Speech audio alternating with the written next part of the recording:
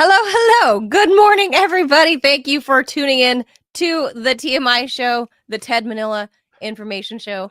Of course, that right there is the Ted Rawl. I'm Manila Chan. We are live Monday through Friday at 10 a.m. Eastern time. So please be sure to hit the like, the subscribe, the share, and the follow button to help our little show continue to grow.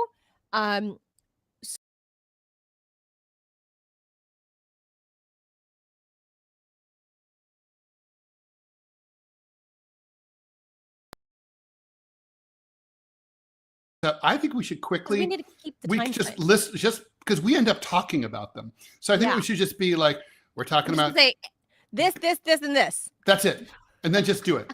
All right, great. We just And then literally just do worked that out on the air. That's fantastic. Let's do that. In real time, we're having a show meeting. Okay. Also, because Ted is gonna at very soon in the near future, right? The DMZ America is gonna come on At 11. live at 11. Yeah, I think so. Mm-hmm. So Ted's gonna go from deprogram TMI to DMZ. That's right. Back to back to back. So we got to really hunker down on these time slots. So real quickly, this day in history, Ted. Today's October 20. You know what happened in 2001? Muammar Gaddafi was Libyan rebels killed the eccentric 69-year-old so-called dictator 9 months after his regime began to unravel, capturing and shooting him near his hometown of Sirte. Gaddafi was in hiding after NATO-assisted opposition forces, America, gained control of Tripoli, preventing him from executing his desired crackdown against anti-government protesters. Libya descended into civil war after the killing, splitting the country into many rival factions. And the crisis continues today, Ted. And that was in 2001, if you can believe it. I thought it was later than that, but I guess me October too. 20, I can't believe it's been right? It's been so. No, is that true? That can't be right. No, that's not true. That's not right. No, that's not right. I think it's 2011. I think it's after the 11 Arab Spring. Yeah, because Hillary Clinton was there as secretary. That's right. I'm going to say maybe 2010, maybe they got the numbers mixed up. I was like, wait a minute, this is not right. It was when Hillary Clinton was 2011. 11. It is. You were right. I mean, we were right. Yeah. It was during the Clinton secretary. By the way, he was a good looking. I mean, he was an ugly dude. Young. But he was 69 when he died. He looked younger than 69. He had a young spirit, Ted. It was the fashion. It was the hot babes used to protect him. Mm-hmm. That'll keep you young, Ted. No, that's true. I mean, seriously, if I woke up every morning and walked into my office and there were like those hot chicks with like big guns guarding my ass, and like nunchucks, like I would be totally like skull. I'd feel good. I'd be like, look at that. Yeah, poor guy. They were easy on the eyes, that's for sure. Yeah. What a way to go down, man, after you bring your country out of abject poverty. Anyway, so that's this day in history. It is actually shameful and disgusting. Yeah. It's terrible. That's not a way for a guy like that to go down, who took power in a bloodless coup. He deserved a lot better. Yeah. I would say the same thing about Saddam. Bloodless coup. Same thing with Saddam. Same thing. Yeah. But Ted, they deserved better. Every time. Okay, look. Obviously NATO crackdown on Libya with these anti-government protests. Who do you think was funding all the anti-government protests? Anytime there's an anti-government protest in a country where the U.S. deems as hostile, I wonder who funds all those protests and where they get arms. Ivan Clovis. He is the number one arms dealer in the world. So on today's show, outside of that, for that arms money, this show would never be able to survive. Obviously. So on today's show, we're going to talk about the very short-lived ceasefire in Gaza. We'll talk about the Zelensky meeting with Donald Trump. Also, we'll talk about Kristi Noem getting 2 fancy Gulfstream jets, because Ted, you have to be fashionable. When you're Kristi Noem and shooting puppies. We'll call it fashionable. Fashionable. And last but not least, the holidays are coming up, and Legos are a thing. Obviously, multi-billion-dollar industry. Legos. Huge theft ring in California was busted. Kind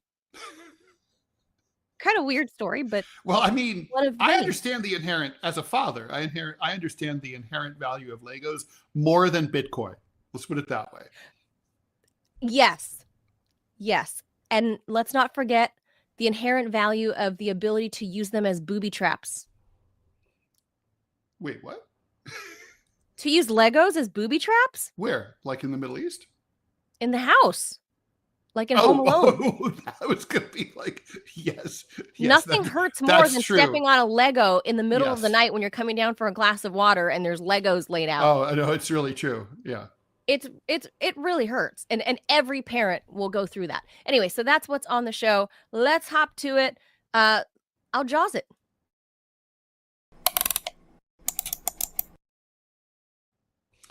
All right, the U.S. brokered ceasefire in Gaza has survived its first major test. I love that word, test, as Israel and Hamas affirmed their commitment to the deal after 2 IDF soldiers were killed in Gaza on Sunday, and after which the Israelis launched waves of airstrikes. The IDF said in a statement that it would begin a renewed enforcement of the ceasefire at the direction of the political echelon. Hamas and its military wing, Al-Qassam brigades, said that they're still committed to the ceasefire and said they weren't involved at all in that alleged attack against the Israelis. The stated commitment to the ceasefire came as the deal's key architects, Steve Witkoff and Jared Kushner, are about to arrive in the region. As Trump administration moves to implement the next phase of the agreement, now things are going to get hard. J.D. Vance is also expected to lead a U.S. delegation to Israel this week. The administration remains focused on implementing the peace agreement, and we are working vigorously with our partners to do so. A U.S. official told CNN, we're not going to detail ongoing private diplomatic conversations. Earlier in the day yesterday, Israel carried out a series of airstrikes, of course, and this was in retaliation for the killing of the 2 IDF soldiers, probably not by Hamas. Hamas was very clear that they didn't have anything to do with it. There's lots of breakaway non-Hamas related organizations. There's Islamic Jihad, with whom Hamas had a very tentative kind of alliance against the Israelis with, but there's a bunch of criminal gangs and and people who are traitors, who were spies for Israel. Some of those people are allegedly some of those people have been executed on the streets of Gaza lately by Hamas. The 2 IDF victims are Major Yaniv Kula, 26 years old, Staff Sergeant Itay Yavetz, marking the first time that IDF soldiers have been killed in Gaza since the ceasefire began. So the ceasefire is extremely fragile, Manila.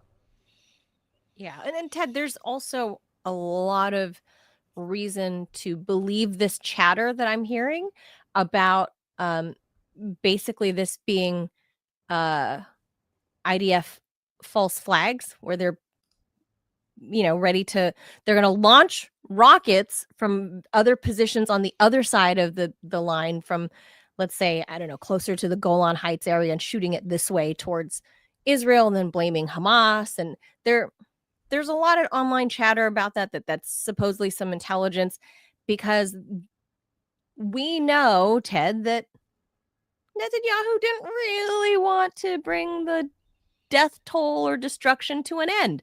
Now that they've gotten their hostages, alive and dead, back, now they're like, okay, let's continue the free-for-all and just take all of Gaza. Yeah, no, that's for sure.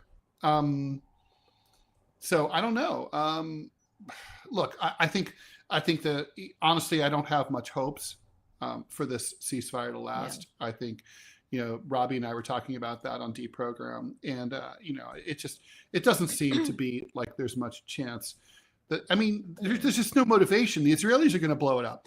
As I see it, the only way this can work is if Trump exhibits something that we haven't seen in really much at all in his in his 1.5 presidencies so far, which is like a commitment, a sustained commitment to keeping his eye on the ball, focused relentlessly. He would basically have to be watching Bibi like a hawk and be like, no bullshit, no violating the ceasefire, no attacking Hamas, no excuses, just don't do it or I'm cutting you off entirely. See, the thing is, honestly, after this last thing with where the IDF launched these airstrikes, I might have cut off Bibi once and for all at that point. It's like, I told you no more bullshit, and you did bullshit, and I told you no more bullshit. Look, I thought he was pissed because of Qatar.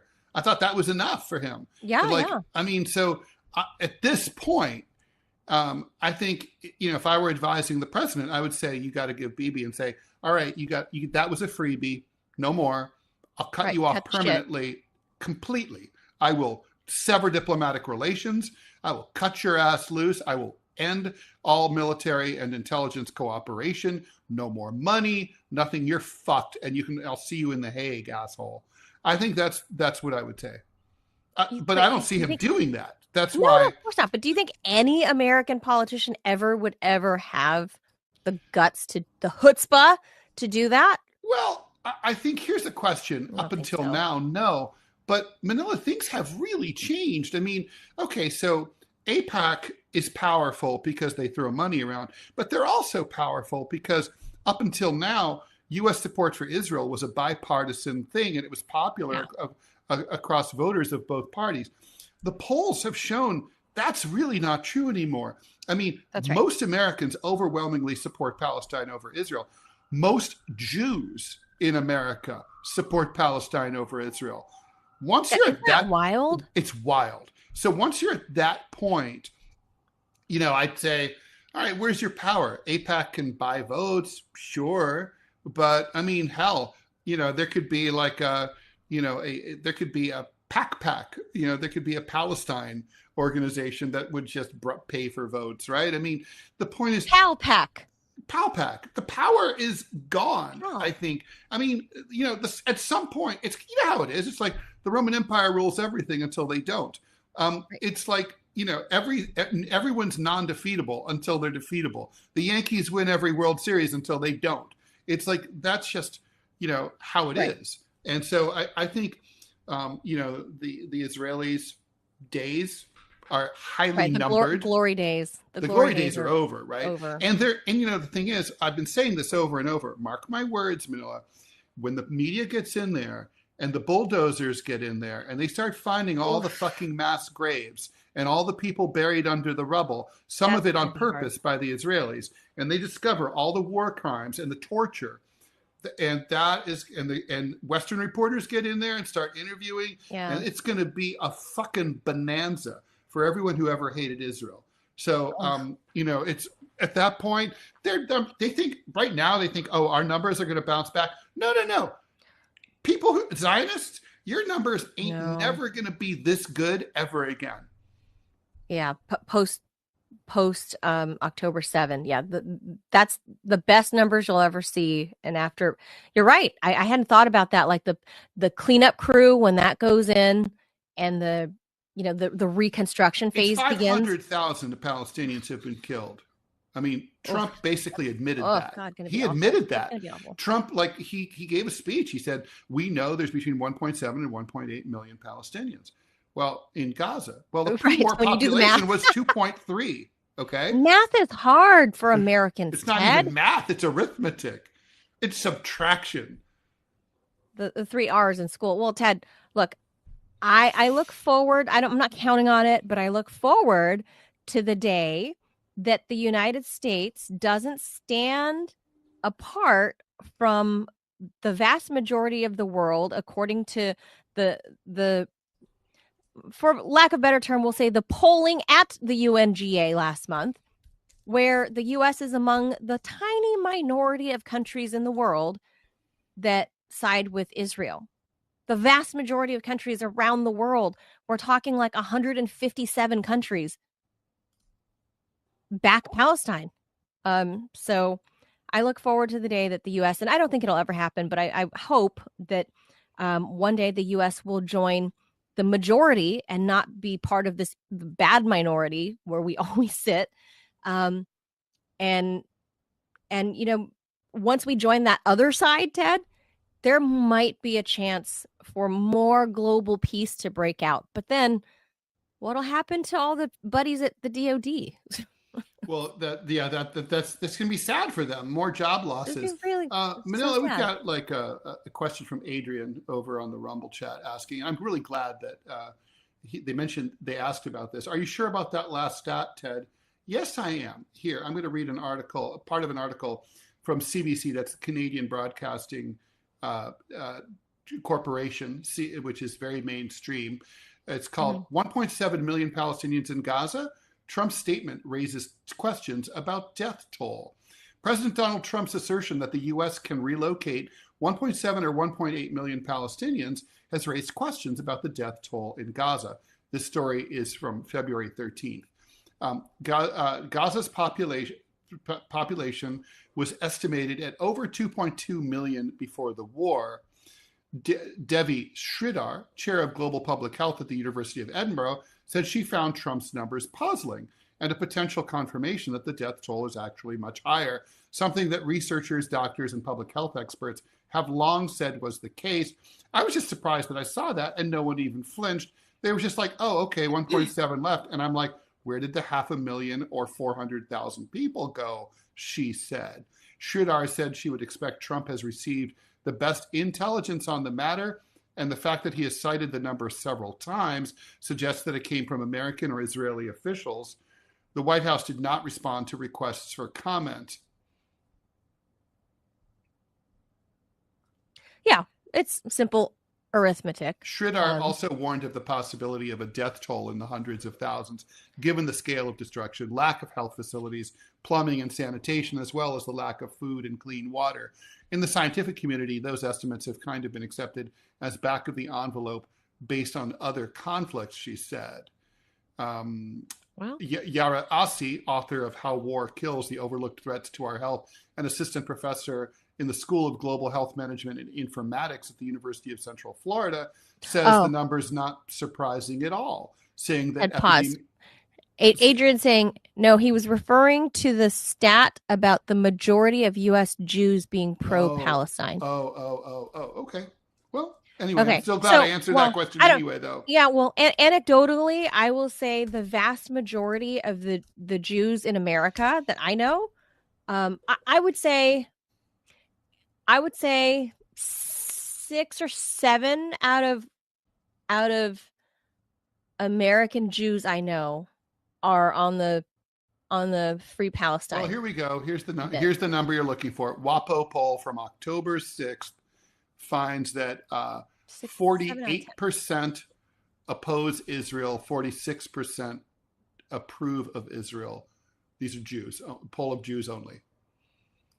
Yeah. So I mean that. Obviously, it's skewed when we look at it anecdotally, like the people that Ted would know, the people that I would know. I'm talking about national poll. Yeah, so for me, it's more like 6 or 7 out of 10 American Jews I know. Let's say 6. Let's go with the low end. 6 out of every 10 American Jews I know are anti-Zionist.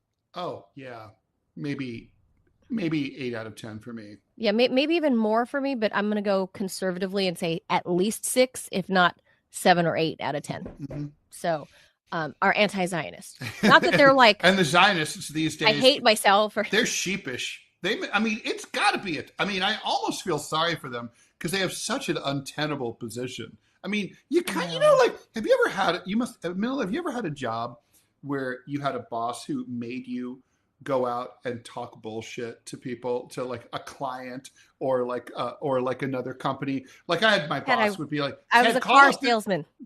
Right, there you go. Come on. And you feel foolish, right? Like when you're like, it's one thing to lie for yourself, but when you're lying for someone else, you really are just like, oh, I hate this, And it's yeah, I hated that. The phone calls, like the lost leads that I had to pick up and call from the logs that came in. Like, you're like, why didn't they buy from this other salesman or whatever, my boss would be like, you're good on the phone. Go talk to, and I'm like, and that's only because they hear a girl's voice on the other end. So people are, more amenable to talking to me because I'm a girl.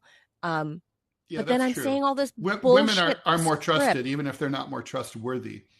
Right. Bottom line, I was the car salesman. Right. So, yeah. So there you go. But I'm saying all of these things that are scripted and I'm coached to say, and I hated every moment of it. But because it just felt, even though I was good at it. I did telemarketing. Great example. Right. And it just feels.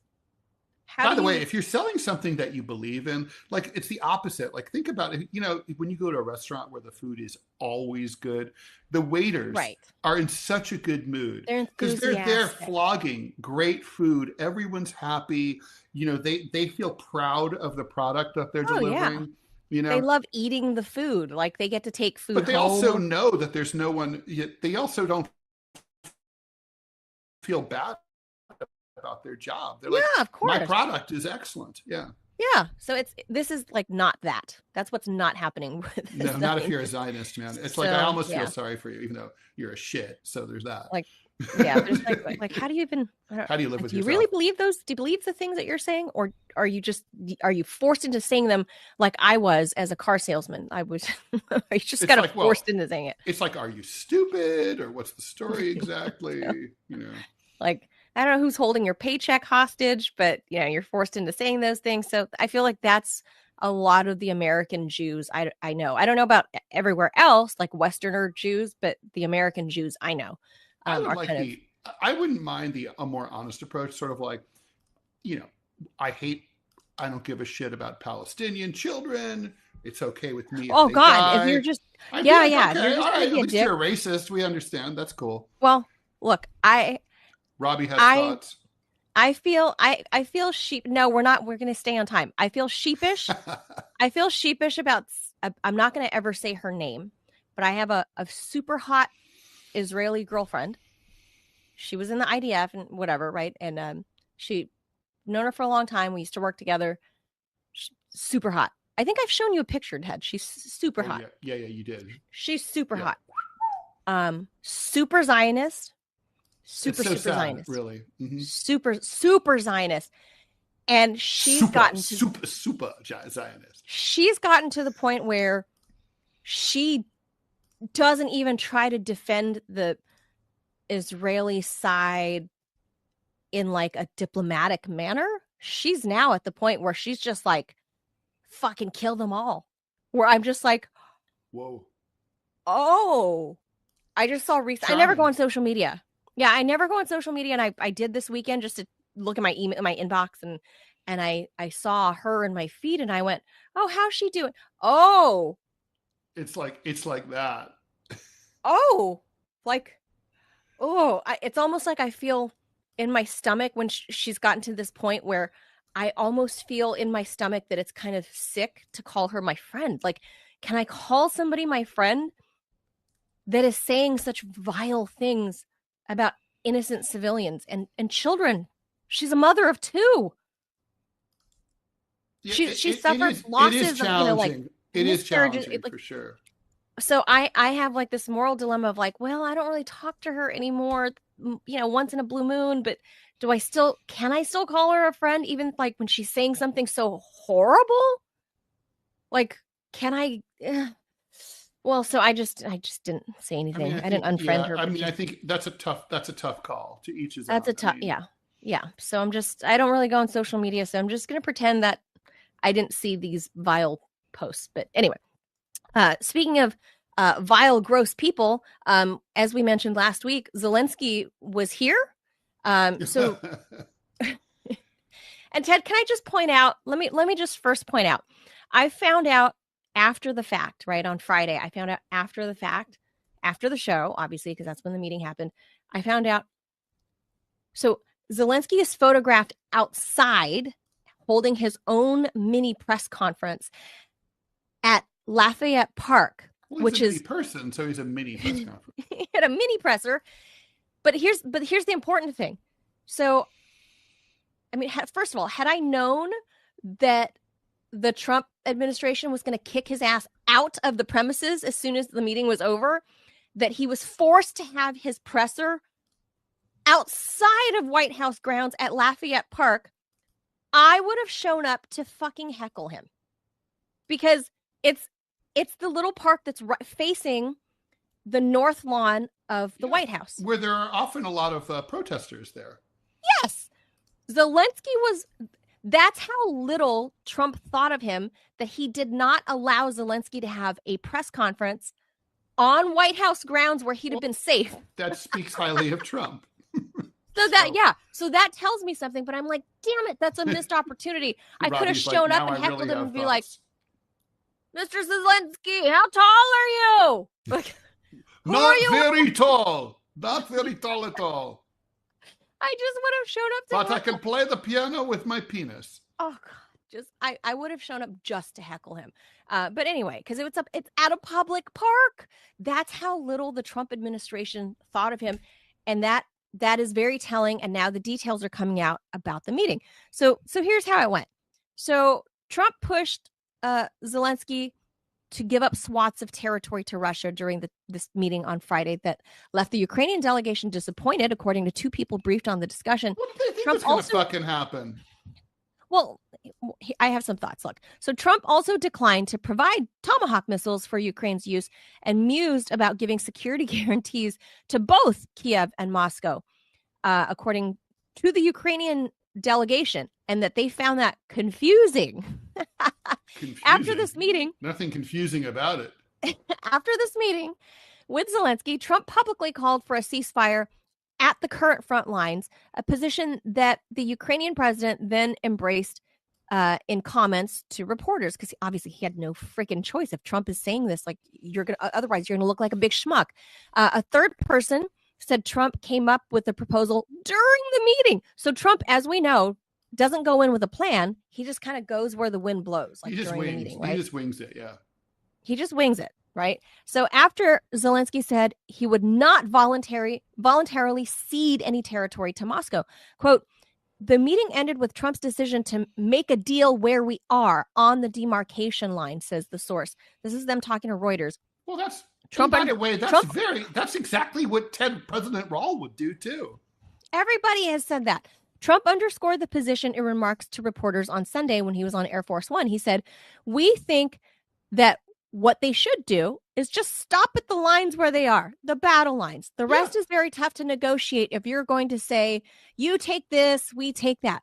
Asked if he had told Zelensky that Ukraine must cede all of the Donbass region to Russia, Trump said, no, let it be cut the way it is. It's cut up right now. I think 78% of the land is already taken by Russia. You leave it the way it is right now. They can negotiate something later on down the line, which I think is actually reasonable. That's true. So the sources say, oh, it was pretty bad. One of the sources telling Reuters, the message was, your country will freeze and your country will be destroyed if Ukraine doesn't make a deal with Russia. That's basically the takeaway. And I think that's true with or without Donald Trump. Obviously.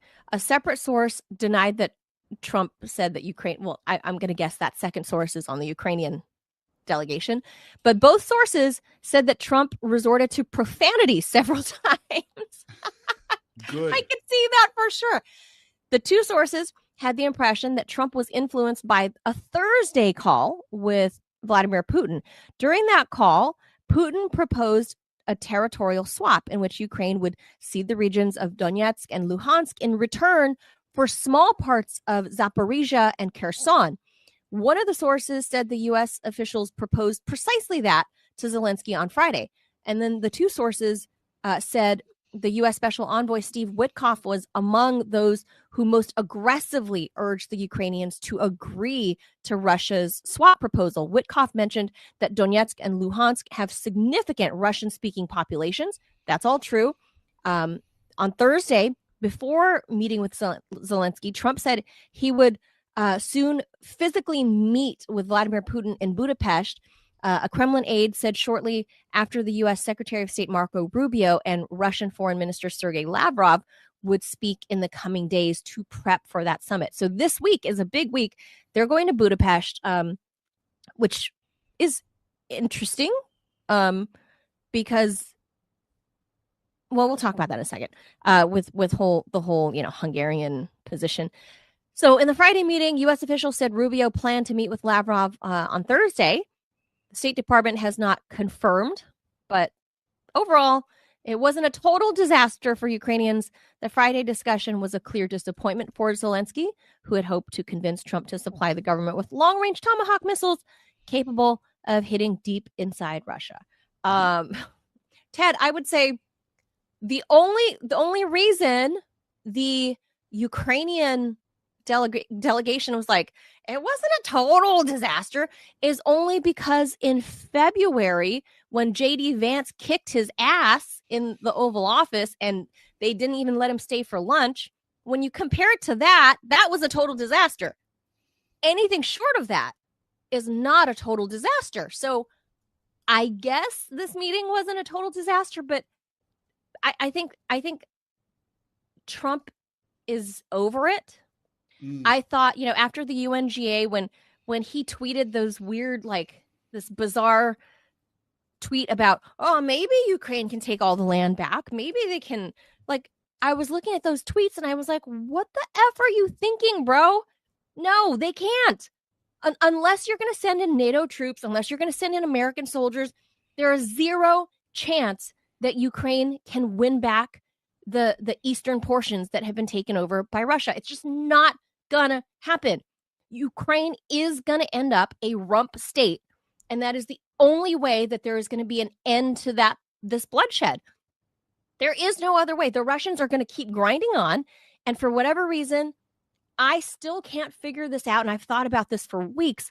I cannot understand why EU leaders, the Europeans like Ursula von der Leyen and Mark Rutte, why they're all trying to goat Putin into continuing west and northward toward Kiev and towards the Polish border, except for that they're trying to trigger Article 5 of NATO. I don't see any other reason, because we know that Moscow doesn't want to go that far west. They don't, right, because that's actually the seat of where all the Ukrainian Nazis actually are on the western side. They don't want that. No, exactly. They don't want that. That's right. Yeah, they want the eastern side as a buffer, as a neutral zone, and then a land bridge down of a classic skit. Water. Do you ever listen to the Von Meter First Family satire LP? No. It was making fun of the Kennedy administration, and it was a massive hit. The First Family, it sold millions of copies. By the way, one of the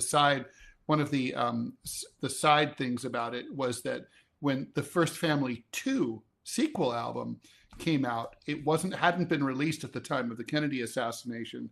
So the lore is that millions of these records are rotting in a warehouse in New Jersey ever since.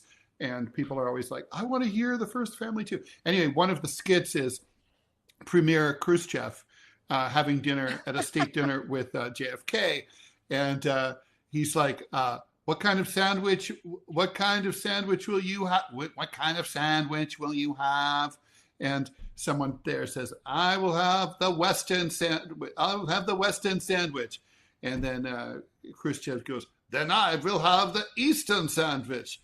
And then JFK goes, there is no Eastern sandwich. And then Khrushchev replies, then I will have the Eastern portion of his Western sandwich. And I think Putin wants the Eastern portion of Zelensky's Western sandwich. Yes, that's all. I mean, that was Ted. The fucked up thing is that the Westerners, America included, need to have our hearing checked, because since March of 2022, the Russians stated their goals. True. And here we are at Q4 of 2025. And strangely, Ted, it's almost like they don't have any Russo experts at the State Department to advise them. Here we are at the Q4 of 2025, and none of those stated goals have changed. It's almost as if the Russians were serious from the get-go. Almost. Like, how is it? Like, I'm no Russian scholar. I just worked with a lot of Russians for 10 years, and I understand that, first of all, they do really have an amazing sense of humor if they like you. True. If they trust you and like you, they let the guard down, and they're hilarious. However, when they say they want something, it's not it's the opposite of, like, Ted, and you know this because you were married to an Asian woman for many years. Mm. In the Asian culture, typically, I'm not saying to each particular family, but across the culture, you can make an offer to an Asian person. Like, please have a slice of cake. Oh, no, thank you. You want a slice of cake. I know you do. It's got fresh strawberries. You want a slice of cake. Oh, no, thank you. You ask the third time. On the third or fourth time, because you know the Asian person that's visiting you wants that piece of cake, but they're going to say no. Dying for that piece of cake. But they're saying no. They're like, they have to say no. Yeah. No, thank you. The Russians are not like that. They come in and are like, I would like this piece of cake. It's like, and that's it. And they'll just sit there and be like, and it's kind of like, and really, you probably should give it to them. I'll, okay. I was saving that for after dinner, but sure, I'll cut you a piece of cake. If you could spare that cake, you probably should turn it over. I'll give you some cake now. Yeah. That's basically, if you're in the diplomatic front, you have the Russians over and they're eyeballing that piece of cake. You were going to give it to them anyway because you have no other choice, right? But you were going to save it for after dinner. You know what? If Putin says he wants the cake now, just give him a piece of cake now. That's how I look at it too. Yeah. And we're good. It's the opposite of, like, the Asian culture of politeness or whatever. So they come off as rude and forward, and they're not crass. Also, they're direct. They're direct. Which is Putin frankly said really great. Years. It's great. No, I love that. At first it was an adjustment for me, both being American, who kind of Americans, we pussyfoot around too, and coming from an Eastern culture where everything is like, oh, gotta be polite, right? Right. To be confronted with an abrupt, like, big Russian lady telling me, do this, like, demand. And I'm like, can you be politer about that? And the answer is niet. But then you learn, oh, that's actually more efficient and effective. I just put my stupid Western feelings aside. Right. They're not trying to offend me. Once I understood that they're not trying. They're just trying to communicate. Yes. And that's what's happening here. And it's a no bullshit situation. And it's been happening since 2021 when Vladimir Putin told Joe Biden, yo, tell your Ukrainian buddies to back up. Get away from the border. We mean it. Back up. None of that has changed in 5 years since the warning calls went out. 5 years. True. Nothing's changed. So I think the jig is up very soon. I think Trump is aiming for next year's Nobel. Maybe next year's Nobel Prize. Agreed. All right. We have an ad we have to get to. Do we have that? We got to put that up. We're staying pretty close to time. Put it up, please. Let's put that up, Robbie. But yeah, I'm hopeful. I'm really hopeful, Ted. And as much as I love doing our show, I do hope that this show gets interfered by with Sputnik and RT coming back. That would be, and we have our job. I don't think that's going to happen, unfortunately. I know. I'm not counting on it, but one can hope. Well, I think it's just not going to happen. I mean, it's just like, although if an agreement is made, do you think, is this even like, do you think it's a throwaway for, who knows, but whatever. Well, I know Let me read this RT wants to come back. I know that. Still haven't tried 1775 coffee? Now's your shot. The 1775 starter kit just dropped. Only 1,000 units. You're getting the bold, dark roast that hits hard, the smooth medium roast, and the Vitality mushroom coffee for clean energy and laser focus, no crash. All single origin, small batch, toxin free and mold free. Plus, you're also getting a gold spoon clip because freedom isn't scooped with plastic, a frother strong enough to stir up your coffee and your mother-in-law's opinions, and a black 1775 tumbler.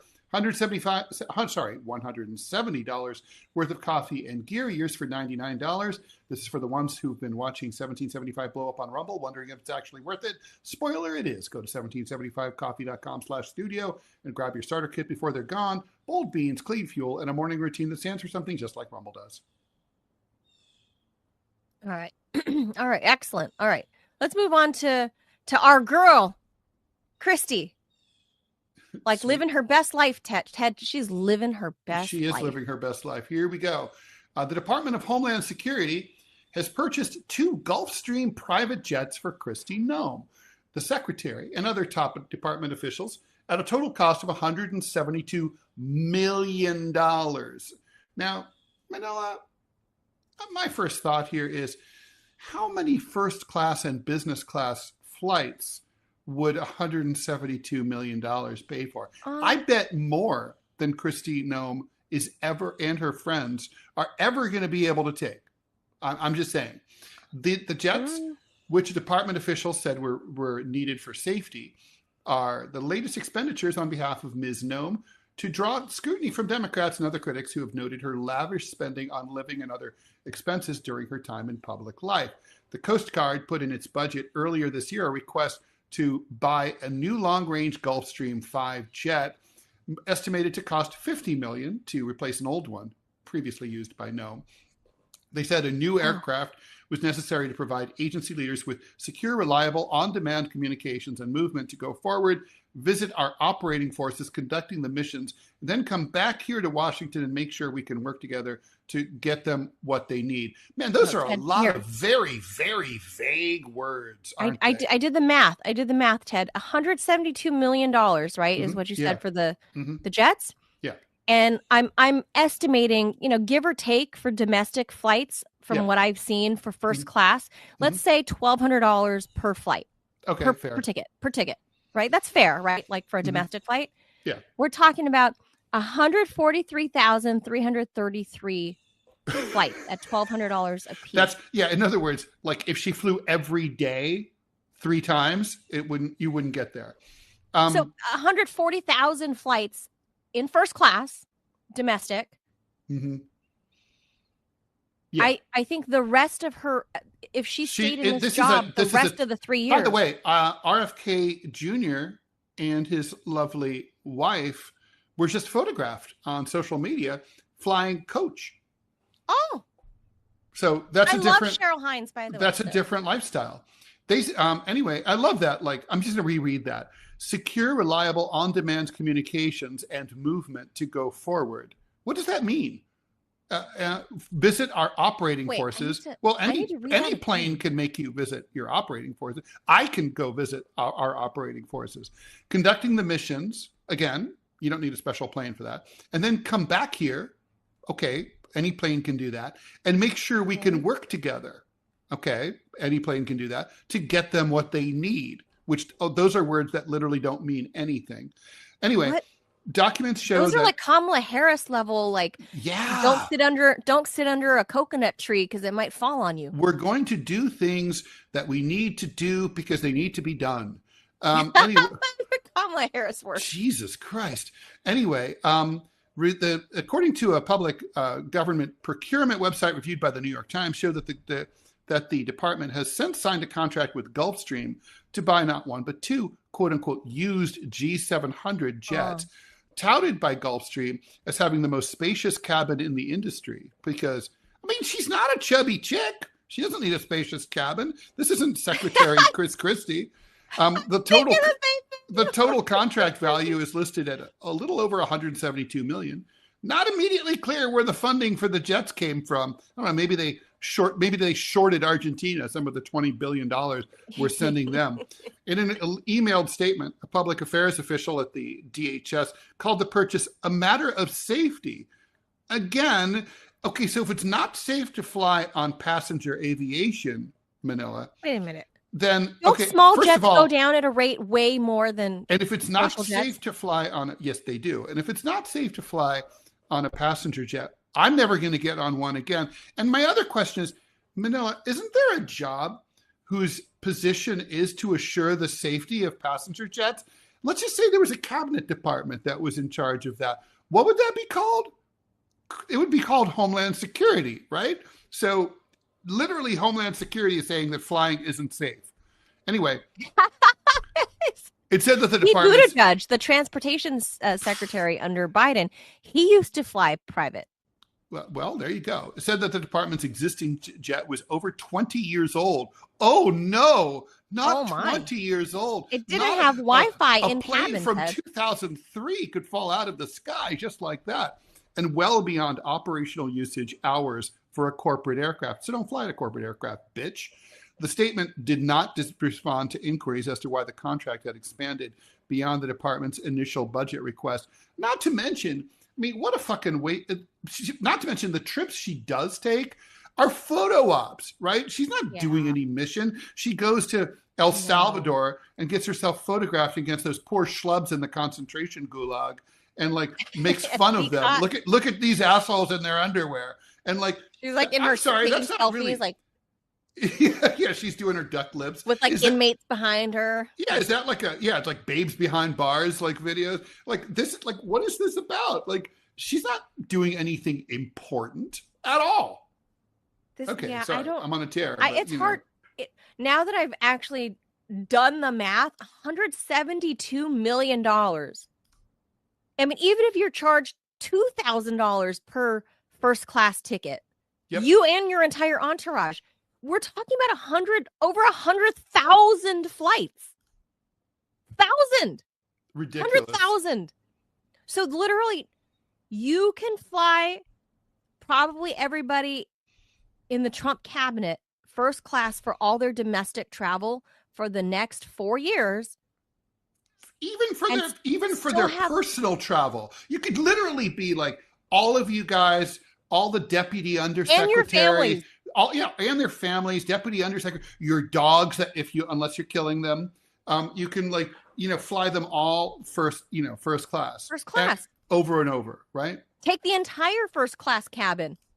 And it's still cheaper than $172 million. Like it's insane. Like it's insane. Crazy. My brain cannot wrap around 143,000 flights. 143. Well, I'm trying to think how many days, divide that by 365. I want to know like what would be the number of years that would be.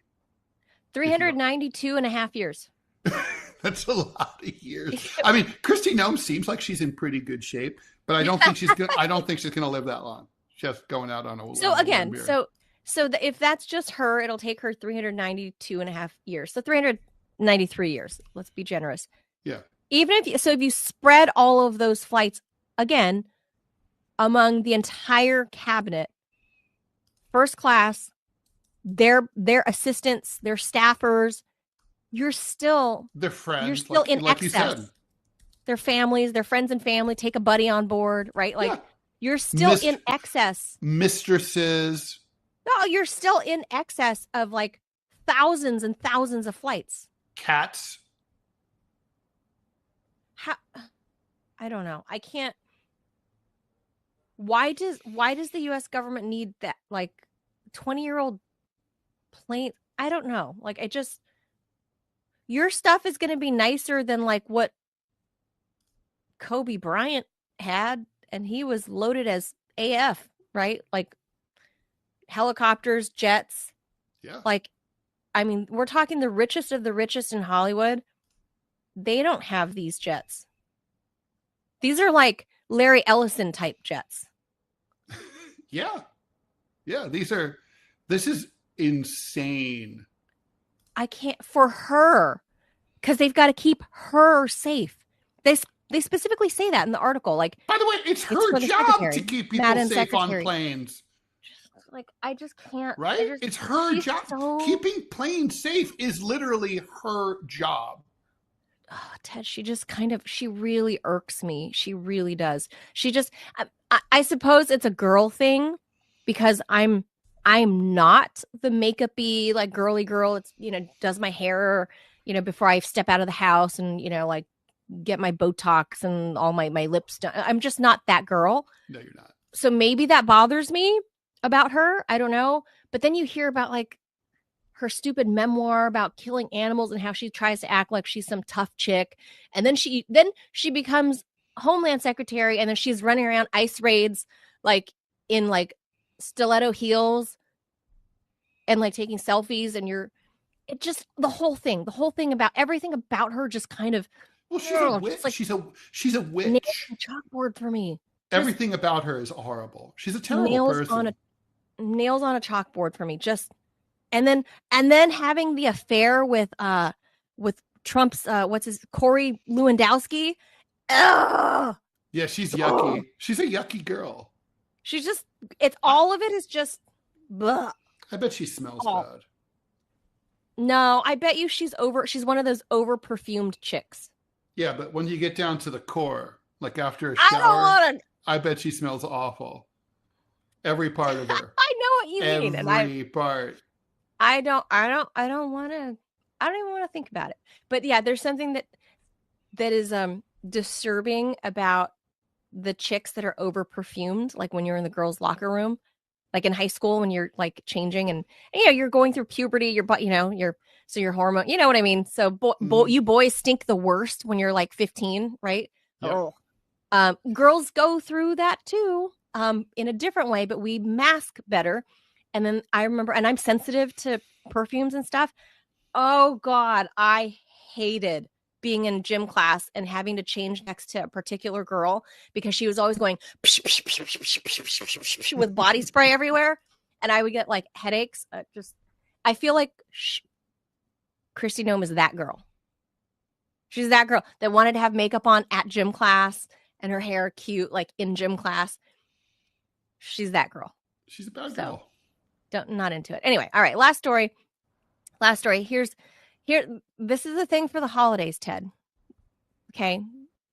So, when detectives from the Santa Rosa PD arrived at a house in Lake County, California, they discovered a major crime scene. There were decapitated heads everywhere. Bodies organized in neat rows. While this may sound gruesome, thankfully, we're talking about a Leggo crime scene. Just in time for Halloween, decapitated heads, and Christmas, Ted. We're not far from Christmas now. Tubs and bins brimmed with loose pieces, tens of thousands of them, according to the police, and were scattered across desks in the living room. Unopened sets lined the hallway floors. An investigation that began last month culminated in the arrest of one Robert Lopez, age 39. The police said in a statement on Wednesday that Mr. Lopez had stolen more than $6,000 worth of these popular toys. Quote, Lopez was directing others to steal expensive Leggo sets and purchasing the stolen property at a reduced price to turn around and resell the sets or individual minifigures at inflated prices. It was not immediately clear who was buying from Mr. Lopez, so they don't know who his Johns were, Ted, buying these bodies. On Friday, the investigation was still ongoing to, quote, identify others involved and locate the retailers from where the Legos were stolen, says Sergeant Patricia Seffens of the police department. Mr. Lopez was charged with, among other things, organized retail theft and conspiracy to commit a felony. Under California law, those convicted of a felony of organized retail theft can face up to 3 years in prison. It was not immediately clear whether Mr. Lopez had a lawyer. The police said that when they visited Lopez's garage, it had about 100 assembled minifigures displayed on shelves. How sick, Ted, sick! Along with unopened sets and broken down packaging.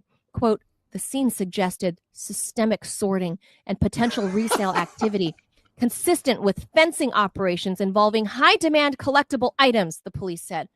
Lego sets, their costs range from $5 to over $1,000, according to the company's website.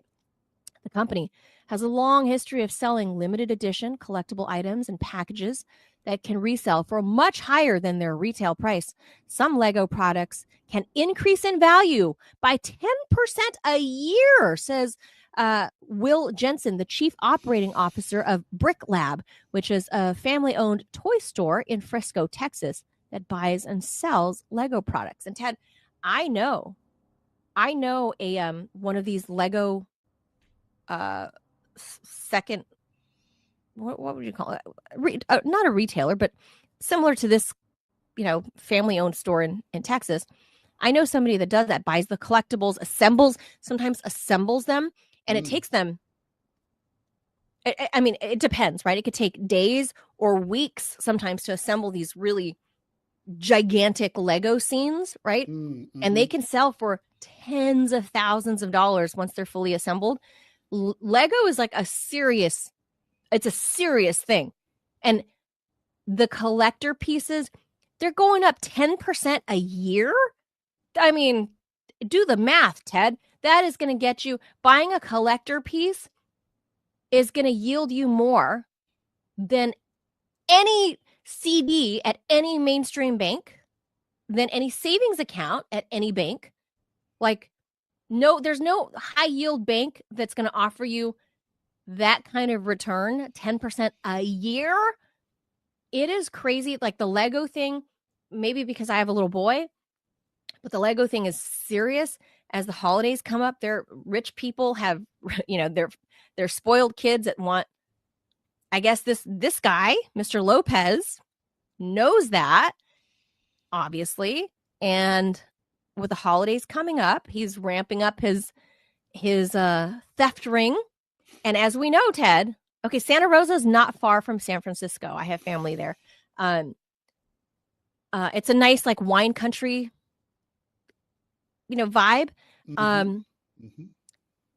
You would never think there would be such gruesome crimes happening there, Ted. Decapitated Lego heads everywhere, in the thousands, right? Like body parts just strewn about in this beautiful wine country town. But Ted, it is a lucrative business. And California, under Gavin Newsom, has become like the smash and grab, like retail theft capital of the country. That's why San Francisco has had everything shut down, from CVS to Whole Foods. Like there's like no retail left in San Francisco because of these types of organized theft rings all over California. That's true. So I mean, I got to say, a larger problem. So I used to live in Berkeley. I lived in Palo Alto, so I'm a little familiar with the Bay Area, although I did not live in the city of San Francisco, but I've spent a lot of time there. And the thing is, when I moved to Berkeley, one of the very first things that happened to me was I drove a really shitty car. It was an 81 Corolla with dents all over it. And nevertheless, some asshole stole the reflector covers off my brake lights. And I remember I was talking to I don't know who, someone in the know. I think it might have been a local cop. And I came to learn that Berkeley had one of the highest per capita petty theft rates in the US, which I found really hard to believe because I'm like, really more than like Baltimore or Detroit. Huh. But I came to learn that all of Northern California is really like a giant theft basket. Basically everyone be stealing all the time there. It's a major fucking problem. And like basically you gotta like keep all your shit locked up all the time there because out of sight. Not only locked up, they're crazy. Out of sight. These fucking people are nuts. Yeah. So I'm saying this is specific to Gavin Newsom's, and this is piggybacking off of Kamala Harris's turn on her crime position when she was those 100+ days that she was running for POTUS. Because she wasn't sure. She wasn't 107. She wasn't sure if she was hard on crime or soft on crime, or like she wasn't sure how to. Well, the difference between hard thread and that soft needle is such a narrow one, really.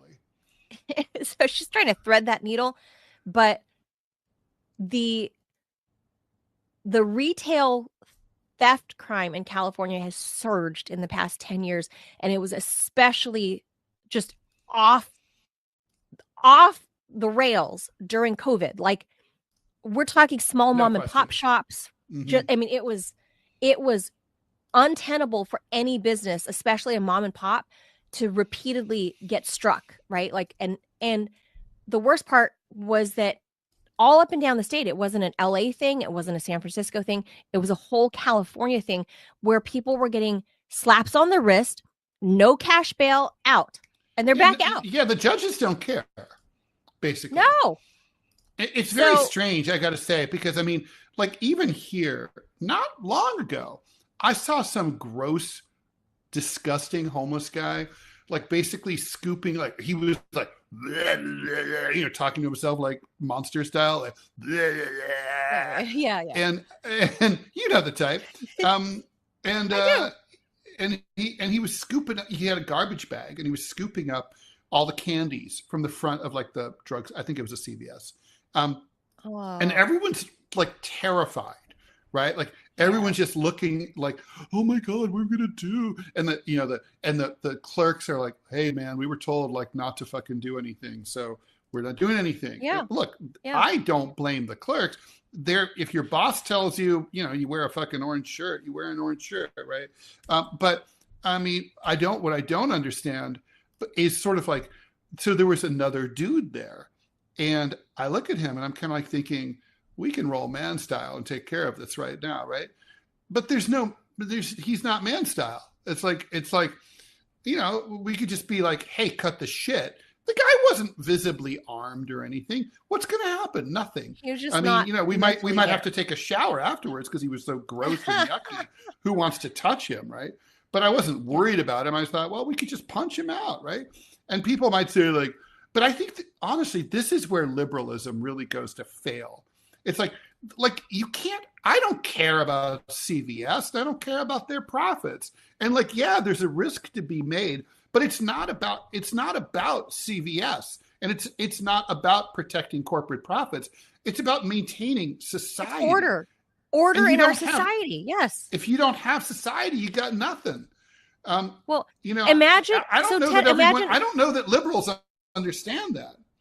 No, I agree. And like this Leggo story, because I'm a boy mom, I go to the Leggo store and I let him, like, he's so happy when he goes to, I mean, obviously he's a 7-year-old boy. Of course he's thrilled if he goes into a Leggo store, right? How scared would I be if one of those smash and grabs happened while I was there with my kid? It would be, well, like I said, it wasn't a smash and grab, but it was a grab and grab.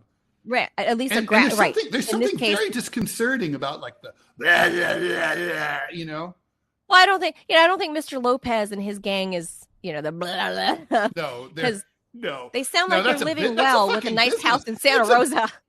No, it's a business for them. Yeah, it's a business for them, but it's organized retail. I mean, look, this is no different than like what would that charge be, Ted, that you would give like mob bosses? This is the same thing. RICO? This is racketeering.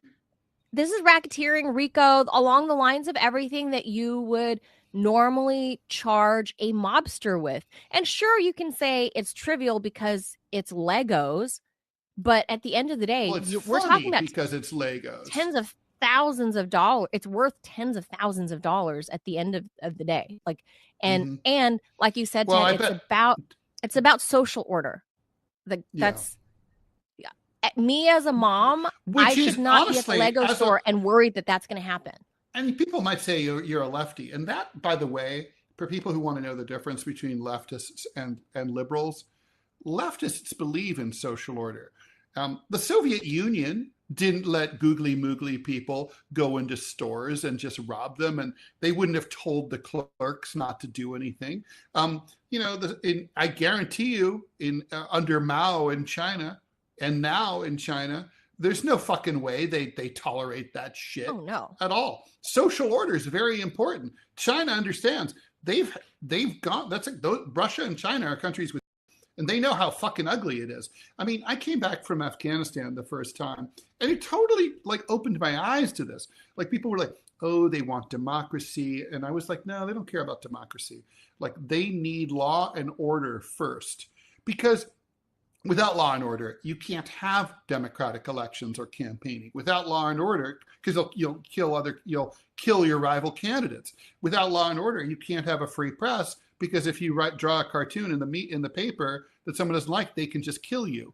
Without law and order, you can't have nice infrastructure, because people will come and steal it and vandalize it. So you got to have social law and order is first. It's the foundation of any kind of society, whether that's, and it doesn't matter what their religion is, their race, their political system, their economic configuration. But Ted, what about all the libs? All the libs saying, these types of petty thefts are not, like violent crimes. They're crimes of necessity. That's the argument. They're crimes of necessity, Ted. I don't think anybody's starving to death for lack of Legos. She's a poor single mom, Ted. She's a poor single mom stealing the Lego to sell on the black market to feed her kids. If it's a Les Mis situation and someone's like stealing a loaf of bread to feed their starving family, I don't think that person needs a job. That person doesn't need a prison sentence, right? But that's not what we're talking about here. I mean, you can't have. I mean, in no society is theft like okay, right? I mean, it just isn't. Yeah. It's so yeah. Last thing we'll say, and we'll say goodbye, Ted, is that like this is theft in America is a major problem, and like Robbie says, broken windows is a thing. I used to think that was a racist. I mean, I came from liberal California. I used to think the whole Giuliani broken windows, all that shit was a racist policy. And well, there's something to it. It's not like there's it's not magic. It's not like no. It doesn't. It's not enough as a policy. I mean, and the problem is it leads to all sorts of abuses. It's a psychological thing, like stop and frisk. Right? Stop and frisk is a totally different thing. But the broken windows thing is like, if you make for nice things, people tend to, or they used to. I don't know about now, but psychologically, it worked that way. Is like people care more when it's pretty, right? Like when things are nice. That's like true. People tend to care more about keeping it nice, and they're vested in it. It's like when I bought a very cool car. I bought a 1966 Plymouth Barracuda, cool car, and like I remember being concerned that it would attract the wrong kind of attention, and get vandalized. And my mechanic said, "No, actually, don't worry about it. Like people have respect for beautiful old cars." And I was like, "What about hoodlums?"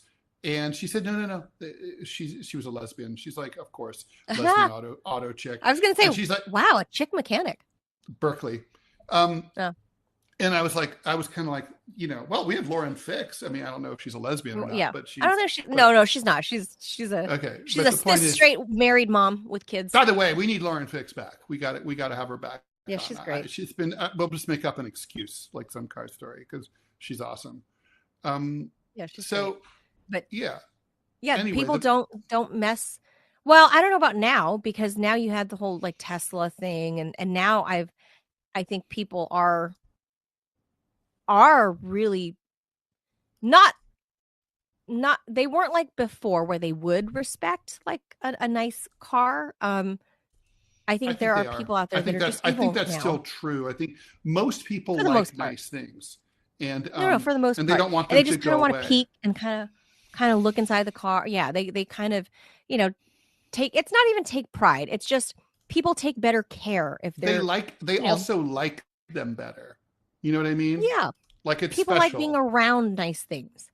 So they like things that are people like things that are rare too. I mean, it's sort of interesting. Which is why San Francisco has become the shit hellscape it's become, is because they let the city turn into shit, which is why like I guarantee you this Robert Lopez guy was going into the Leggo store in San Francisco at the big mall there. I guarantee you it's that I can almost guarantee. It's let me that tell Leggo you store. 2 stories, and I apologize if you've ever heard these before, but maybe some people who are listening have not. That really, to me, embodied part of why I really hated living in the Bay Area, and also embodied the phenomenon that you're talking about. So when there's crime or there's wrongdoing, yes, you can call the police, right? But like, if someone's smoking, like in a place where no smoking is, the police really shouldn't be called for that, right? Like, the police have better things to do. That's a place where human beings are supposed to walk up to the miscreant and inform them that they need to cut it out, right? And so, Sure. I remember two things. One time, I'm walking on University Avenue in Berkeley, and this big white jockey dude is like, he had a big gulp, and it was like 3/4 full, and he just throws it on the sidewalk. And the trash can was literally 10 feet away. So I walk up to him, and I'm like, "Hey man, sidewalk, the trash can's right there." Before he can even tell me to punch me in the face or tell me to fuck off or anything, this other dude, he's not with him, a witness, just a passive witness, goes up to me, shoves me in the shoulder, and goes, "Hey man, maybe he has his reasons." And I'm like, "You're going to have a fucking reason to pick up your fucking teeth from the fucking ground if you don't shut the fuck up," right? And, he was defending the litter box? Yes. And that's the liberalism gone wrong. San Francisco Bay. See what I mean? The assumption is that, like, the assumption is that if you're like doing something wrong that goes outside of social norms, that this is because like you were disadvantaged in some way. Another time, I'm at the movie theater, also in Berkeley, on Shattuck Boulevard, so that people know I know my Berkeley. And like, and there's a line to get in. It's a fairly popular movie. I forget what it was. And just as the last show let it out and they're about to let us in, the like a couple of like black teenagers, maybe 3 from like probably from Oakland, which is next door, they started to cut the line.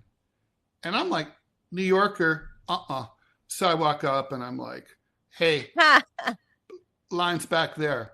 Again, before they can like do anything to me, all the liberals with like the fucking tie-dye shirts and fucking scraggly hair, motherfucker, boomer assholes started like, "Hey man, they're disadvantaged." I'm like, how racist could you be? What? These could be rich kids. You have no idea. You just assume they're like fucking. It's like, wait, I don't care if they're disadvantaged. I was disadvantaged. They're minorities? They were black.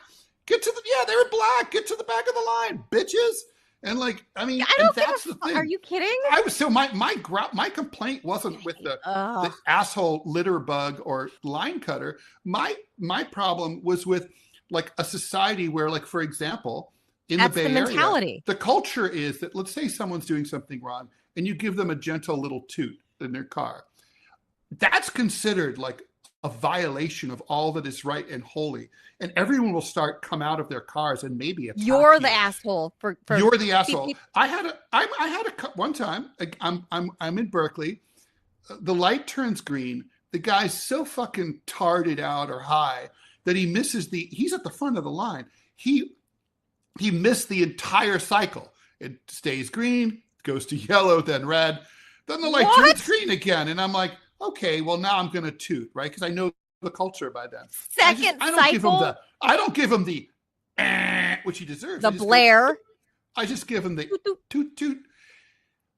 This other guy is so enraged next to me, unrelated, that he spit his tobacco onto my car window, started screaming, and I'm like, because I'm honked.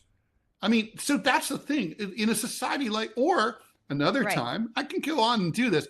I'm on BART, and the BART is like stopped for like 45 minutes, and I talked to a local during rush hour. I go, everyone's a really calm. New Yorkers would be freaking out. I'm like, is it always like this? And they said, yeah, it's always like this. I go, you guys don't do anything? What? And they go, and they're like, what could you do? I'm like, if the subway were like this in New York, people would go to the MTA meetings in Brooklyn and raise hell and scream. Well, us SoCal, well, we wouldn't do that. That's too much work. Well, us SoCalis, we're we're very chill, except for when it comes to our commute. We Oh, will well, that's fucking run true. you off the road. Get a Yeah, fucking well, move on. Like that's right, fair. we will honk, we will go around you, we will drive over your fucking car. That's the one area that we're very like trigger happy is in our commute. Like that's if you don't go when the light turns green, I like, and the part of the reason that I like Southern California far better than I like Northern California. And people will definitely Because talk it's shit to the you. thing is, it's a society, and it might not have exactly the same rules as you know as New York does, but it does have rules, and you are expected to be considerate of the people around. You know, and that's not When true. it comes to our traffic laws. But here's last thing, Tad, is that I don't expect, the shopkeepers at Lululemon to be a hero, right? When somebody's No. trying to come in and retail grab, like, like just rack grab everything, right?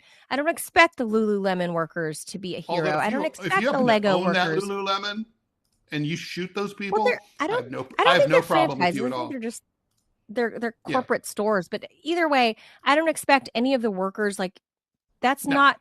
I get it. That's not their job.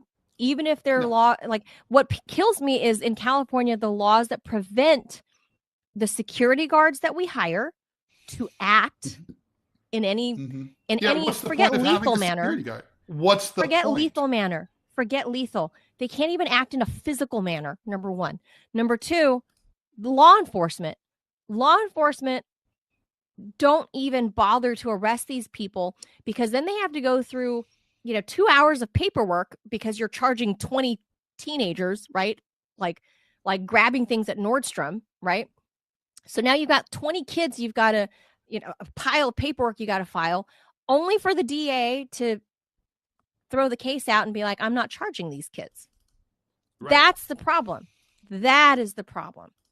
The laws in the books, and then all of the chain of command. It's I don't even. Yes, you can blame the cops for not wanting to book these people, but why? Well, I get it. they've learned that it's not the cops' fault. They know it's not Right. there, that nothing will happen. Nothing happens. You So know. they go through 2 hours of paperwork just to submit to the DA, and the DA gets it, and they throw it out, and everyone goes free anyway.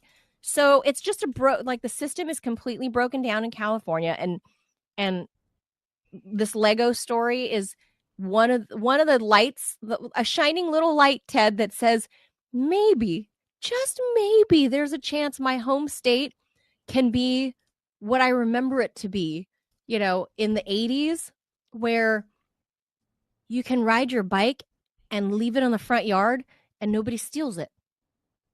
Like maybe. No, that's not true. I mean, honestly, I'm a New Yorker. Okay, I've lived in New York most of my life, and I'm scared of like leaving. I'm much more worried about being mugged or robbed in Southern California. I mean, sorry, in California. California is much more dangerous.